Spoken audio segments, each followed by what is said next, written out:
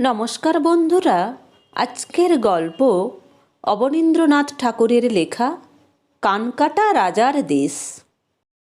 এক ছিল রাজা, আর তার ছিল এক মস্ত বড় দেশ।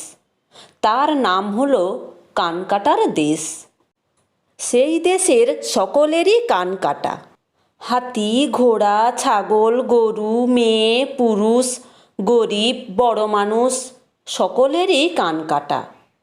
বড়লোকদের এক কান, মেয়েদের এক কানের আধখানা, আর যত জীবজন্তু গরিব দুঃখীদের দুটি কানই কাটা থাকত। সে দেশে এমন কেউ ছিল না যার মাথায় দুটি আস্ত কান। কেবল সেই কানকাটা দেশের রাজার মাথায় একজোড়া আস্ত কান ছিল। আর সকলেই কেউ লম্বা চুল দিয়ে, কেউ চাপদাড়ি দিয়ে, কেউ বা 20 গজ মলমলের পাগড়ি দিয়ে কাটা কান ঢেকে রাখত। কিন্তু সেই রাজা মাথা একেবারে ন্যাড়া করে, সেই ন্যাড়া মাথায় জরির তাজ চাপিয়ে গজমতির বীরবৌলিতে দুখানা কান সাজিয়ে সোনার রাজসিংহাসনে বসে থাকতেন। একদিন সেই রাজা এক কান মন্ত্রীকে সঙ্গে নিয়ে কানকাটা ঘোড়ায় চেপে শিকারে বার হলেন। শিকার আর কিছুই নয়, কেবল জন্তু জানোয়ারের কান কাটা। রাজ্যের বাহিরে এক বন ছিল। সেই বনে কানকাটা দেশের রাজা আর এক কান মন্ত্রী কান শিকার করে বেড়াতে লাগলেন। এমনি শিকার করতে করতে বেলা যখন অনেক হলো, সূর্যদেব মাথার উপর উঠলেন। তখন রাজা আর মন্ত্রী একটা প্রকাণ্ড বটগাছের তলায় ঘোড়া বেঁধে শুকনো কাঠে আগুন করে যত জীবজন্তুর শিকার করা কান রাঁধতে লাগলেন। মন্ত্রী রাঁধতে লাগলেন আর রাজা খেতে লাগলেন। মন্ত্রীকেও দু একটা দিতে থাকলেন। এমনি করে দুজনে খাওয়া শেষ করে সেই গাছের তলায় শুয়ে আরাম করছেন। রাজার চোখ বুজে এসেছে, মন্ত্রীর বেশ নাক ডাকছে। এমন সময় একটা বীর হনুমান সেই গাছ থেকে লাফিয়ে পড়ে রাজাকে বললে, রাজা, তুই বড় দুষ্ট, সকলের কান কেটে বেড়াস। আজ সকালে আমার কান কেটেছিস, তার শাস্তি ভোগ কর। এই বলে রাজার দুই গালে দুটো চড় মেরে একটা কান ছিঁড়ে দিয়ে চলে গেল। রাজা যাতনায় অজ্ঞান হয়ে পড়লেন। অনেকক্ষণ পরে যখন জ্ঞান হলো, তখন রাজা চারিদিকে চেয়ে দেখলেন সন্ধ্যা হয়ে এসেছে। হনুমানটা কোথাও নেই। মন্ত্রীবর পড়ে পড়ে নাক ডাকছেন। রাজার এমনি রাগ হলো যে তক্ষুনি মন্ত্রীর বাকি কানটা একটানে ছিঁড়ে দেন। কিন্তু অমনি নিজের কানের কথা মনে পড়ল। রাজা দেখলেন ছেঁড়া কানটি ধুলোয় পড়ে আছে।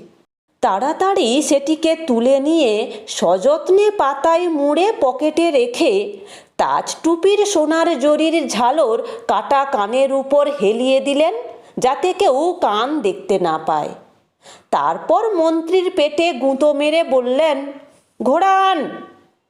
এক গুঁতোই মন্ত্রীর নাক ডাকা হঠাৎ বন্ধ হলো। আর এক গুঁতোই মন্ত্রী লাফিয়ে উঠে রাজার সামনে ঘোড়া হাজির করলেন। রাজা কোনো কথা না বলে একটি লাফে ঘোড়ার পিঠে চড়ে একদম ঘোড়া ছুটিয়ে রাজবাড়িতে হাজির। সেখানে তাড়াতাড়ি সহিসের হাতে ঘোড়া দিয়েই একেবারে শয়ন ঘরে খিল দিয়ে পালঙ্কে আবার অজ্ঞান হয়ে পড়লেন। সকাল হয়ে গেল। রাজবাড়ির সকলের ঘুম ভাঙল। রাজা তখনও ঘুমিয়ে আছেন। রাজার নিয়ম ছিল রাজা ঘুমিয়ে থাকতেন আর নাপিত এসে দাড়ি কামিয়ে দিত। সেই নিয়ম মতো সকালবেলা নাপিত এসে দাড়ি কামাতে আরম্ভ করলেন। একগাল কামিয়ে যেই আর একগাল কামাতে যাবে, এমন সময় রাজা দুর্গা দুর্গা বলে জেগে উঠলেন। নজর পড়ল নাপিতের দিকে। দেখলেন নাপিত খুর হাতে হাঁ করে দাঁড়িয়ে আছে। হঠাৎ কানে হাত দিয়ে দেখলেন কান নেই। রাজা আফসোসে কেঁদে উঠলেন। কাঁদতে কাঁদতে নাপিতের হাতে ধরে বললেন, নাপিত ভায়া, এ কথা প্রকাশ করো না, তোমাকে অনেক ধনরত্ন দেব। নাপিত বললে, কার মাথায় কটা কান আছে যে এ কথা প্রকাশ করবে? শুনে রাজা খুশি হলেন। নাপিতের কাছে আর আধখানা দাড়ি কামিয়ে তাকে দু হাতে দুমুঠো মোহর দিয়ে বিদায় করলেন। নাপিত মোহর নিয়ে বিদায় হলো বটে, কিন্তু তার মন সেই কাটা কানের দিকে পড়ে রইল। কাজে কর্মে ঘুমিয়ে জেগে কি লোকের দাড়ি কামাবার সময়, কি সকাল কি সন্ধ্যা, মনে হতে লাগলো রাজার কান কাটা, রাজার কান কাটা। কিন্তু কারুর কাছে এ কথা মুখ ফুটে বলতে পারে না, মাথা কাটা যাবে। নাপিত জাত সহজে একটু বেশি কথা কয়, কিন্তু পাছে অন্য কথার সঙ্গে কানের কথা বেরিয়ে পড়ে, সেই ভয়ে তার মুখ একেবারে বন্ধ হলো। কথা কইতে না পেয়ে পেট ফুলে তার প্রাণ যায় আর কি। এমন সময় একদিন রাজা নাপিতের কাছে দাড়ি কামিয়ে সোনার কৌটো খুলে কাটা কানটি নেড়ে চেড়ে দেখছেন, আর অমনি কোত্থেকে একটা কাক ফুস করে এসে ছো মেরে রাজার হাত থেকে কানটি নিয়ে উড়ে পালালো। রাজা বললেন, হা হা হা, ধরো, কান কান নিয়ে গেল। রাজা মাথা ঘুরে সেইখানে বসে পড়লেন। ভাবতে লাগলেন, প্রজাদের কাছে কি করে মুখ দেখাবো।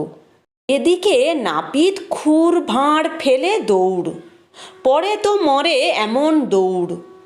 শহরের লোক বলতে লাগলো, নাপিত ভায়া, নাপিত ভায়া, হলো কি?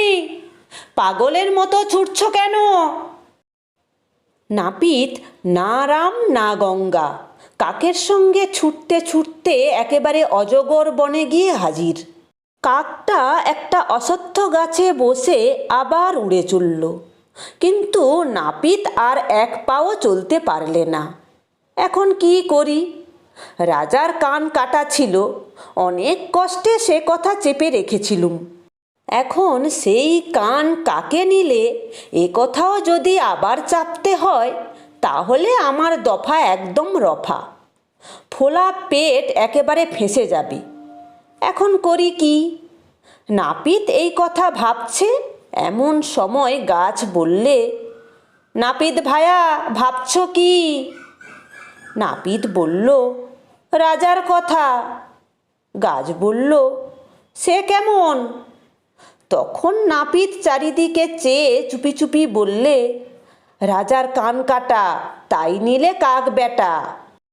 এই কথা বলতেই নাপিতের ফোলা পেট একেবারে কমে আগেকার মতো হয়ে গেল। বেচারা বড়ই আরাম পেলে। এক আরামের নিঃশ্বাস ফেলে মনের স্ফূর্তিতে রাজবাড়িতে ফিরে চলল। নাপিত চলে গেলে বিদেশি এক ঢুলি সেই গাছের তলায় এলো। এসে দেখলে গাছটা যেন আস্তে দুলছে, আর সমস্ত পাতা থরথর করে কাঁপছে, সমস্ত ডাল মড়মড় করছে, আর মাঝে মাঝে বলছে, রাজার কান কাটা, তাই নিলে কাক বেটা। ঢুলি ভাবলে, এ তো বড় মজার গাছ, এরই কাঠ দিয়ে একটা ঢোল তৈরি করি। এই বলে একখানা কুড়ুল নিয়ে সেই গাছ কাটতে আরম্ভ করলে। গাছ বললে, ঢুলি, ঢুলি, আমায় কাটিস নে, আর কাটিস নে। 1 2 3 কোপে একটা ডাল কেটে নিয়ে ঢোল তৈরি করে, রাজার কান কাটা, তাই নিলে কাক বেটা, বাজাতে বাজাতে ঢুলি কানকাটা শহরের দিকে চলে গেল। এদিকে কানকাটা শহরে রাজা কান হারিয়ে মলিন মুখে বসে আছেন, আর নাপিতকে বলছেন, নাপিত ভায়া, এ কথা যেন প্রকাশ না হয়। নাপিত বলছে, মহারাজ, কার মাথায় দুটো কান যে এ কথা প্রকাশ করবে? এমন সময় রাস্তায় ঢোল বেজে উঠল, রাজার কান কাটা, তাই নিলে কাক বেটা। রাজা রাগে কাঁপতে কাঁপতে উঠে নাপিতের চুলের মুঠি এক হাতে আর অন্য হাতে খাপ খোলা তরোয়াল ধরে বললেন, তবে রে পাজি, তুই নাকি এ কথা প্রকাশ করিসনি? শোন দেখি ঢোলে কি বাজছে। নাপিত শুনলে ঢোলে বাজছে রাজার কান কাটা তাই নিলে কাক বেটা। নাপিত কাঁদতে কাঁদতে বললে, দোহাই মহারাজ, এ কথা আমি কাউকে বলিনি, কেবল বনের ভিতর গাছকে বলেছি। তা নইলে হুজুর পেটটা আমার ফেটে মরে যেতুম, আর আমি মরে গেলে আপনার দাঁড়ি কে কামিয়ে দিত বলুন? রাজা বললেন, চল বেটা গাছের কাছে। বলে নাপিতকে নিয়ে রাজা মুড়ি সুড়ি দিয়ে গাছের কাছে গেলেন। নাপিত বললে, গাছ, আমি তোমায় কি বলেছি, সত্য কথা বলবে। গাছ বললে, রাজার কান কাটা তো তাই নিলে কাক বেটা। রাজা বললেন, আর কারো কাছে নাপিত বলেছে কি? গাছ বললে, না। রাজা বললেন, তবে ঢুলি জানলে কেমন করে? গাছ বললে, আমার ডাল কেটে ঢুলি ঢোল করেছে, তাই ঢোল বাজছে রাজার কান কাটা। আমি তাকে অনেকবার ডাল কাটতে বারণ করেছিলাম, কিন্তু সে শোনেনি। রাজা বললেন, গাছ, এ দোষ তোমার, আমি তোমায় কেটে উনুনে পোড়াবো। গাছ বললে, মহারাজ এমন কাজ করো না, সেই ঢুলি আমার ডাল কেটেছে, আমি তাকে শাস্তি দেব। তুমি কাল সকালে তাকে আমার কাছে ধরে নিয়ে এসো। রাজা বললেন, আমার কাটা কানের কথা প্রকাশ হলো, তার উপায়? প্রজারা যে আমার রাজত্ব কেড়ে নেবে। গাছ বলে, সে ভয় নেই, আমি কাল তোমার কাটা কান জোড়া দেব। শুনে রাজা খুশি হয়ে রাজ্যে ফিরলেন। রাজা ফিরে আসতেই রাজার রানী, রাজার মন্ত্রী, রাজার যত প্রজা রাজাকে ঘিরে বললেন, রাজামশাই, তোমার কান দেখি। রাজা দেখালেন এক কান কাটা। তখন কেউ বললে, এমন রাজার প্রজা হব না। তখন রাজা বললেন, বাছারা, কাল আমার কাটা কান জোড়া যাবে, তোমরা এখন সেই ঢুলিকে বন্দি করো।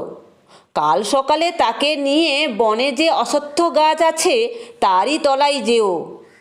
রাজার কথা শুনে প্রজারা সেই ঢুলিকে বন্দি করবার জন্যে ছুটল।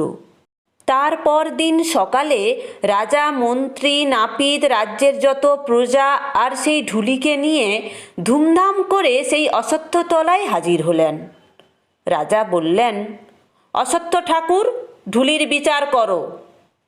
অশ্বত্থ ঠাকুর নাপিতকে বললেন, নাপিত, ঢুলির একটি কান কেটে রাজার কানে জুড়ে দাও।